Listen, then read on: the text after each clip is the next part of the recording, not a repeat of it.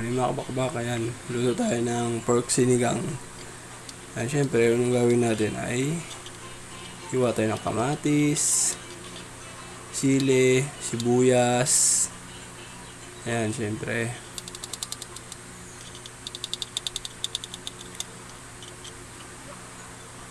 Ayan mga kabakbak, bago tayo, ayan, kangkong.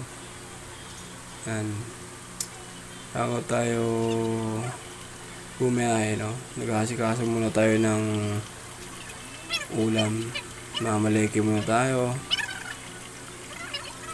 para may mabaon tayo.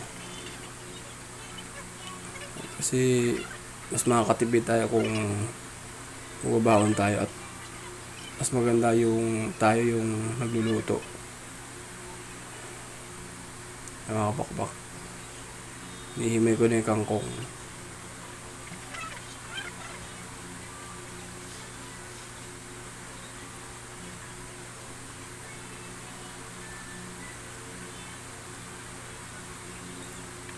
Yan, ang pag-himay na ako kumakabak, titinan muna natin yung ano. Iba kasi mayroong mga insekto, kailangan hugasan mabuti. Ayan. Yan. Siyempre, hindi makomplete ang sinigang pag wala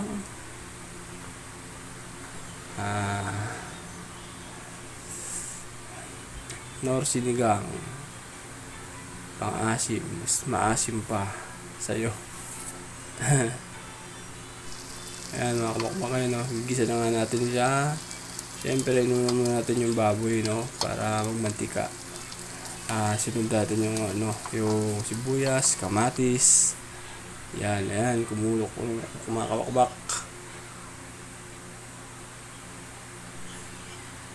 Yun. Mga kabak, tikman na natin yung natin. Siyempre, wala mo na sili mga kabakbak kasi yung anak ko kasi good morning mga kabakbak. Luto na yung may pork sinigang natin. Ayan, mga kabakbak, ayan. Tikman natin. Ayan, tikman na natin yung pork sinigang natin. Kung papatok ba sa lasa, Siyempre, hindi no? makukumpleto yung pork sinigang natin pag wala tayong sausawan. Patis na may sili, na may kalamansi. Tara, kain!